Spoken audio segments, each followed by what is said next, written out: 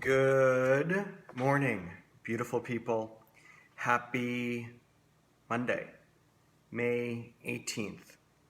It is day 3 of Learn from Adversity, and that makes it day 59 of this journey. Thinking about thinking, finding joy out of suffering and understanding fear.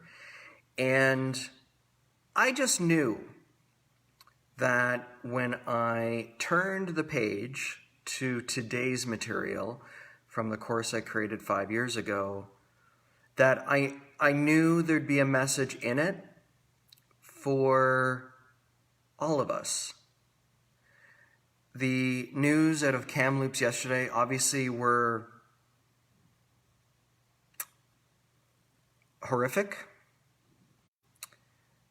sad, unfortunate, shocking, all of those emotions. And on a mission that was meant to inspire a country, to then have a tragedy and a death that brings us right back to where we already were.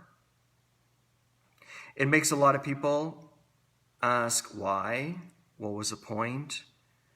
Why are we going through this?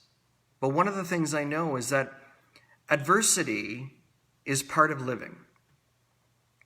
Period. End of sentence. How we respond to adversity is how our lives will end up going. In the 1900s, Marvin J. Ashton once said, "Adversity will surface in every life. How we meet it makes the difference." Tough times, tough events, tough circumstances can teach us a lot about ourselves and other people. They bring us face to face with our honesty, our integrity, our sense of personal responsibility, and our ways with dealing with life's blows. Initially, in the midst of adversity, we want to bury our heads in the sand. Or we put a Band-Aid over it with working too much, eating too much, drinking too much, having too much sex, gambling, TV, movies, shopping, gambling, if I didn't say gambling already.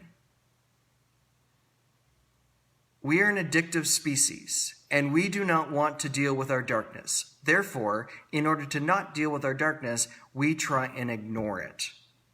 But in the process of allowing ourselves to feel the emotions completely, that is where we learn the lessons. I know it's easy to ignore the painful emotions, but before the pain and the grief will subside, it's up to us to pick up the pieces. It's really about allowing all of our pieces to shatter completely, to allow the light come in, to then allow the broken pieces to reflect the light for other people. Because in the midst of adversity, that is where we discover how strong and resilient we are at any given point in our life. And if we look closely at the adversity that we have faced in our past, we will see those dotted points along the way where we became wiser. We learned something. We learned something about ourselves and about others. Because each adversity that we encounter brings a different and a new insight into humanity. That's how we grow. We don't grow in all good times.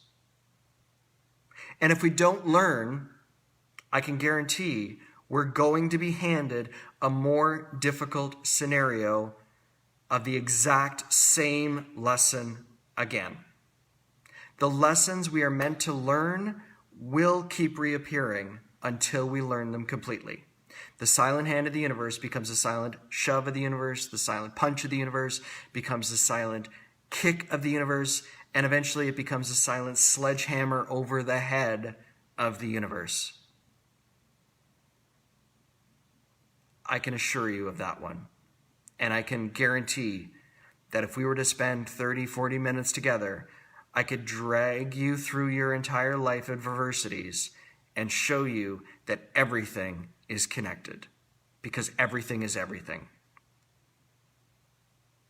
My heart goes out to all of those that are suffering today, not only with the Canadian snowbirds, not only in the Royal Canadian Air Force, not only in the town of Kamloops, not only in Canada, not only in North America, but our entire globe.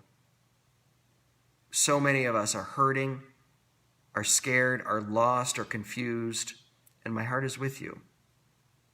My heart is there for you. I'm sending you love. I'm sending you energy. I hope everyone can do their best today. And until tomorrow, please be kind to yourself, but most importantly, be kind to others. That's where it starts.